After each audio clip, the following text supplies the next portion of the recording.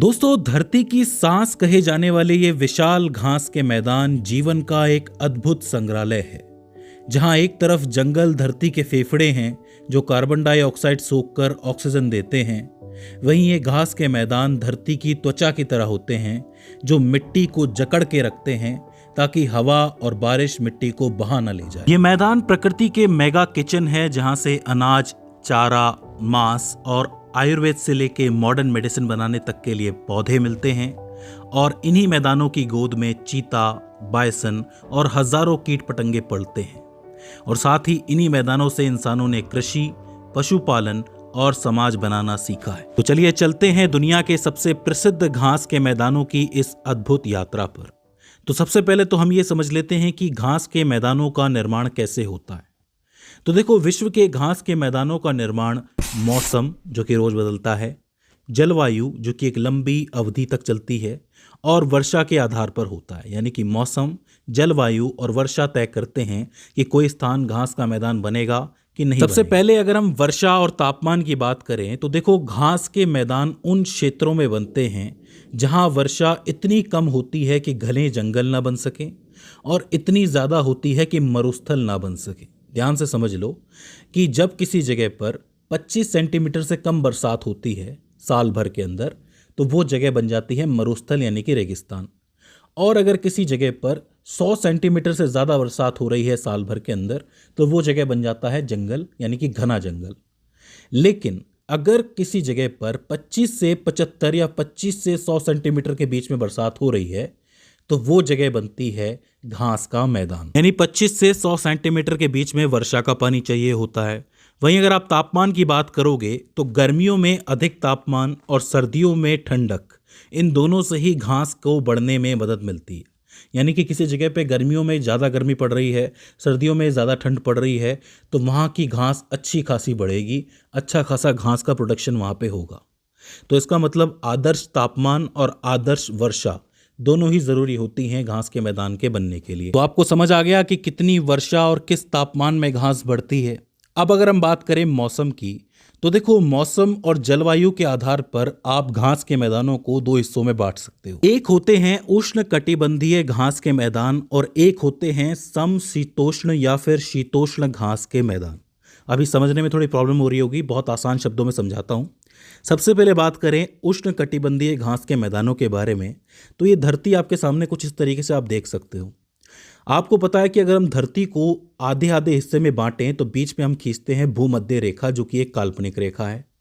इसके ऊपर यानी कि उत्तर की तरफ 23.5 डिग्री पर आप एक लाइन खींचोगे तो ये कहलाएगी कर्क रेखा। और इसके नीचे की तरफ यानी 23.5 डिग्री दक्षिण में आप एक रेखा खींचोगे तो वो रेखा कहलाएगी मकर रेखा। अब इस बात को ध्यान से समझना कि जो सूर्य होता है वो इस पूरी रेखाओं के बीच में, जो पूरा एरिया आपको दिख रहा है, वो इसके लंबवत होता है, यानी कि इसके ऊपर रहता है साल भर।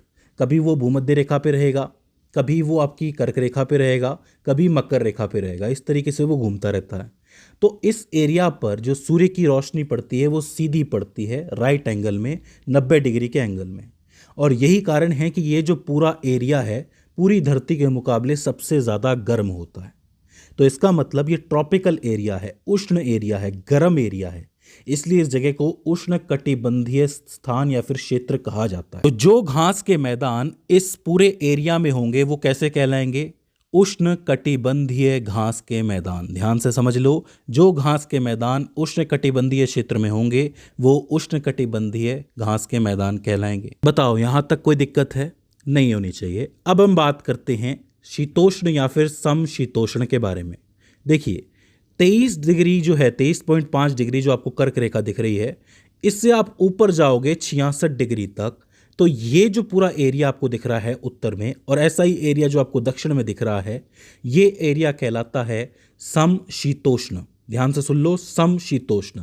ऐसी जगह जहाँ पर जितनी गर्मी पड़ती है गर्मियों में, सर्दी में उतनी ही सर्दी पड़ती है। यानी कि समान गर्मी और समान सर्दी जहाँ पड़ती है उसको समशीतोष्ण कहते हैं। लेकिन चूंकि अलग अलग जगह की ऊंचाइयां अलग अलग होती है, कंडीशंस अलग अलग होती है, तो कुछ ऐसी जगह भी होती हैं जहां पर सर्दियों में तो खूब सर्दी पड़ती है मगर गर्मियों में ज़्यादा गर्मी नहीं पड़ती है, हल्की गर्मी पड़ती है। उस जगह को कहते हैं शीतोष्ण। ऐसी जगह जहाँ पे समान सर्दी समान गर्मी पड़ती है वो कहलाता है समशीतोष्ण, और ऐसी जगह जहाँ पे सर्दी तो बहुत पड़ती है मगर गर्मी जो है वो हल्की सी पड़ती है तो उसको कहते हैं शीतोष्ण। तो इन दोनों एरियाज में जितने भी आपको घास के मैदान मिलेंगे वो कैसे कहलाएंगे, या तो समशीतोष्ण घास के मैदान या फिर शीतोष्ण घास के मैदान। मुख्यतः तो वो शीतोष्ण ही होते हैं। तो दो टाइप के घास के मैदान हो गए, एक जो उष्णकटिबंधीय होते हैं और एक जो शीतोष्ण होते हैं। तो अब हमें देखने हैं विश्व के वो प्रमुख घास के मैदान, उनके नाम हमें देखने हैं जिनसे कि प्रश्न बनता है। पर उससे पहले मैं आपको बताना चाहता हूं कि वर्षा के आधार पर घास के भी कुछ प्रकार होते हैं। ये चीज़ भी आप याद कर लो, इससे सवाल बन सकता है। इसको आप एक बॉक्स के अंदर लिख सकते हो। ऐसी जगह जहां वर्ष में 25 से 50 सेंटीमीटर वर्षा होती है वहां की घास अक्सर छोटी होती है और वो चारा घाह के लिए बहुत अच्छी जगह होती है। मतलब वहाँ पे आप अपने मवेशियों को अच्छी तरह चरा सकते हो। उदाहरण के तौर पे स्टेपी मैदान जो कि रूस के अंदर मौजूद है, जहाँ पे वर्षा 50 से 75 सेंटीमीटर के बीच होती है वहाँ की घास लंबी होती है। अक्सर लंबी लंबी घास आपने देखी होगी, जैसे कि प्रेयरी घास के मैदान के अंदर पाई जाती है जो कि अमेरिका के अंदर मौजूद है। और जहाँ पर 75 से 100 सेंटीमीटर वार्षिक वर्षा होती है वहाँ पे घास के साथ साथ थोड़ी झाड़ियाँ भी उगती है, जैसे कि सवाना घास का मैदान जो कि अफ्रीका के अंदर मौजूद है। तो इसका मतलब वर्षा के आधार पर 3 टाइप की घास हो सकती है। यहाँ पे एक चीज़ नोट करने वाली ये है कि जो चावल की फसल होती है और गन्ने की फसल होती है उसको भी घास के रूप में गिना जाता है। जी हाँ, घास का तना कैसा होता है, घास के तने के अंदर होती है गांठें। आपने कभी गन्ना देखा हो तो गन्ने के अंदर भी गांठें होती है और चावल के अंदर भी गांठें होती हैं, चावल का जो पूरा तना उगता है उसके अंदर। तो ऐसे में इन दोनों को भी घास ही कहा जाएगा। तो सवाल बन सकता है, इसे भी आपको याद रखना है। तो अब बात कर लेते हैं विश्व के प्रमुख घास के मैदानों के बारे में। हम लोग एक काम करते हैं कि एक एक महाद्वीप के हिसाब से बात करना शुरू करते हैं ताकि हमें ईजी हो जाए। सबसे पहले हम बात करते हैं दक्षिण अमेरिका के बारे में, क्योंकि यहाँ पे बहुत से प्रमुख घास के मैदान पाए जाते हैं जिनसे सवाल पूछा जाता है। इसमें सबसे पहले अगर हम कोलंबिया और वेनेजुएला की तरफ देखें जो कि दक्षिण अमेरिका में ही मौजूद है, वहाँ आपको एक बड़ा घास का मैदान देखने को मिलेगा जिसका नाम है लानोस। लानोस घास का मैदान बहुत ही फेमस है। यह जो है उष्णकटिबंधीय मैदान है, जाहिर सी बात है ये आपके बिल्कुल बीच में आता है, रेखाओं के बीच में आता है, इसलिए इंपॉर्टेंट है। लानोस घास का मैदान कोलंबिया और वेनेजुएला के अंदर फैला हुआ है। इसके बाद अगर आप ब्राज़ील की तरफ आओगे तो ब्राज़ील में 3 मैदान आपको देखने को मिलेंगे। एक है सेराडो, एक है कैंटिगा और एक है कैंपास। Cerrado, कैंटिगा, campos.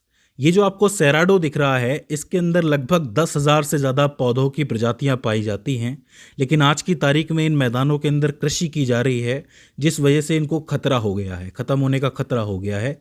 तो इम्पॉर्टेंट है सेराडो। इसके अलावा कैंपास सबसे ज़्यादा इंपॉर्टेंट है क्योंकि सवाल पूछा जाता है कि ब्राज़ील में कौन सा घास का मैदान पाया जाता है, तो आपको कैंपास तो बिल्कुल ध्यान में रखना है। तो ब्राज़ील के अंदर 3 हो जाते हैं, सेराडो, कैंटिगा और कैंपास। इसके बाद बोलीविया और ब्राज़ील के अंदर अमेज़न नदी की घाटी में एक घास का मैदान पाया जाता है जिसका नाम है सेल्वास। सेल्वास से भी सवाल बनता है, ये भी एक उष्णकटिबंधीय घास का मैदान है, तो इसे आपको याद रखना है, सेल्वास। इसके बाद जब आप अर्जेंटीना चलोगे तो यहाँ पे एक वृक्ष रहित, यानी कि कोई भी वृक्ष जहाँ पे मौजूद नहीं है, कोई भी पेड़ जहाँ पे मौजूद नहीं है, एक ऐसा घास का मैदान है जिसका नाम है पंपास। याद रखो, पंपास। पंपास का बहुत ज़्यादा सवाल पूछा गया है। ये जो घास का मैदान है मकर रेखा के नीचे आता है, इस वजह से ये एक शीतोष्ण घास का मैदान है, तो इसे बिल्कुल आपको याद रखना है, पंपास को। इसके बाद अर्जेंटीना के अंदर ही उष्णकटिबंधीय और समशीतोष्ण के बीच में एक घास का मैदान पाया जाता है जिसका नाम है ग्रैंड चेको। ग्रैंड चेको ये जो है उष्णकटिबंधीय क्षेत्र में भी है और समशीतोष्ण क्षेत्र के अंदर भी है, तो दोनों के अंदर पाया जाता है। इंपॉर्टेंट है, सवाल बन जाता है। तो दक्षिण अमेरिका के अंदर कितने घास के मैदान हो गए? 7 हो गए। एक तो लानोस हो गया, एक हो गया सेराडो, कैंटिगा, कैंपास, एक हो गया सेल्वास, एक पंपास और एक ग्रैंड चेको। 7 हो जाते हैं, बहुत ही इंपॉर्टेंट है, मिस नहीं होना चाहिए। इसके बाद बात करें अफ्रीकी महाद्वीप के बारे में, तो यहाँ पे आपको मेनली 2 इंपॉर्टेंट घास के मैदान देखने को मिलेंगे, जिसमें से सबसे बड़ा मैदान तो है सवाना। सवाना जो है वो आपके सहारा मरुस्थल के नीचे फैला हुआ है मध्य अफ्रीका के अंदर, जो कि एक उष्णकटिबंधीय घास का मैदान है। बहुत ही लंबा फैला हुआ है, बहुत ज़्यादा सवाल इससे बनते हैं, तो इसे तो आपको ज़रूर याद रखना है। वहीं अगर आप दक्षिण अफ्रीका की तरफ आओगे तो यहाँ पे आपको एक समशीतोष्ण घास का मैदान मिलेगा जो कि है वेल्ड। क्योंकि आपको पता है कि मकर रेखा के नीचे है तो ये समशीतोष्ण ही कहलाएगा, वो जो है रेखाओं के अंदर है तो वो उष्णकटिबंधीय है। तो इसका मतलब ये जो आपका अफ्रीका महाद्वीप है इसमें दोनों टाइप के घास के मैदान पाए जाते हैं, उष्णकटिबंधीय भी पाया जाता है और समशीतोष्ण भी पाया जाता है। बात करें उत्तर अमेरिका के बारे में तो यहाँ पर एक बहुत ही फेमस घास का मैदान मौजूद है जिसका नाम है प्रेयरी। प्रेयरी जो है वो आपका यूएसए के अंदर भी फैला हुआ है और कनाडा के अंदर भी फैला हुआ है। तो आपसे सवाल पूछ सकता है कि यूएसए का घास का मैदान कौन सा है, कनाडा का घास का मैदान कौन सा है, या फिर उत्तर अमेरिका का घास का मैदान कौन सा है। तो जवाब एक ही है, प्रेयरी घास का मैदान।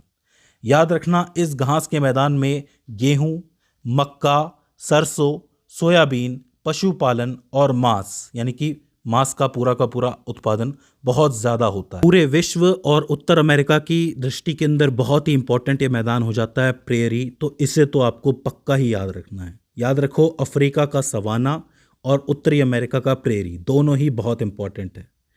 इसके बाद अगर हम यूरोप चलें तो यूरोप में भी एक घास का मैदान है जिसको कहते हैं पुस्ताज घास का मैदान, जो कि आपको हंगरी देश के अंदर देखने को मिलेगा। तो यूरोप के अंदर तो आपको सिर्फ एक ही याद रखना है, पुस्ताज।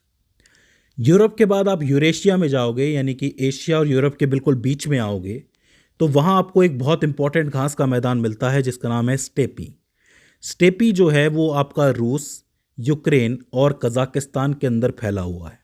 एक बात याद रखो कि यूक्रेन के अंदर इसका जितना हिस्सा फैला हुआ है वहाँ से काफ़ी सारा अनाज आता है, इसलिए इसको रोटी की डलिया भी कहा जाता है। मतलब इस घास के मैदान को रोटी की डलिया कहा जाता है।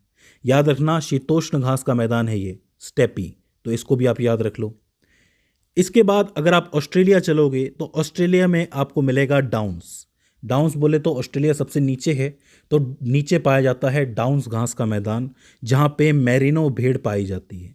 मेरिनो भेड़ जो है वो अपनी उच्च गुणवत्ता की ऊन के लिए बहुत ज़्यादा फेमस है, इसलिए इसे आपको याद रखना है। सवाल बन सकता है कि उच्च गुणवत्ता की ऊन देने वाली मेरिनो भेड़ कौन से घास के मैदान में पाई जाती है और वो कहाँ स्थित है।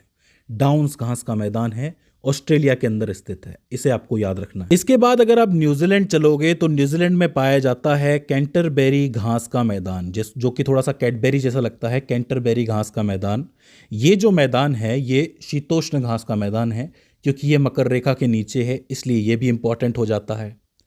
इसके बाद अगर आप मैक्सिको चलोगे तो मैक्सिको के अंदर भी एक मैदान है जिसका नाम है लेंटाना घास का मैदान।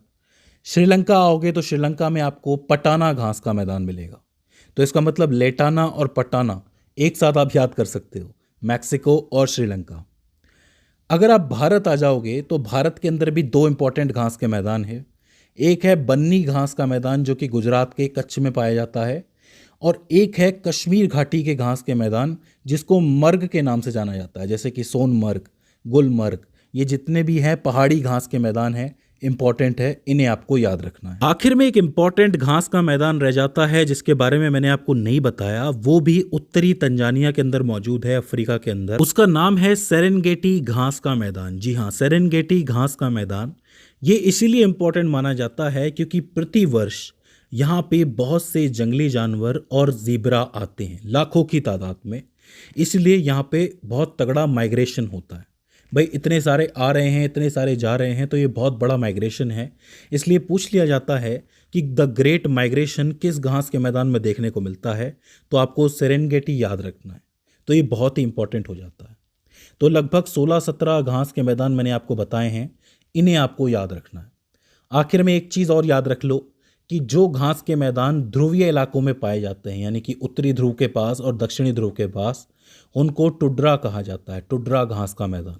हालांकि सवाल उससे बनेगा नहीं, लेकिन फिर भी आप याद रख लो इस चीज़ को। तो दोस्तों, मुझे उम्मीद है कि इस वीडियो से आपने कुछ ना कुछ नया ज़रूर सीखा होगा। अगर इसके बाद भी इस वीडियो में आपको कोई क्वेरी आती है, कोई दिक्कत आती है, तो आप हमें कमेंट सेक्शन में बता सकते हैं। तो दोस्तों, आज की इस वीडियो के अंदर बस इतना ही। See you in the next one.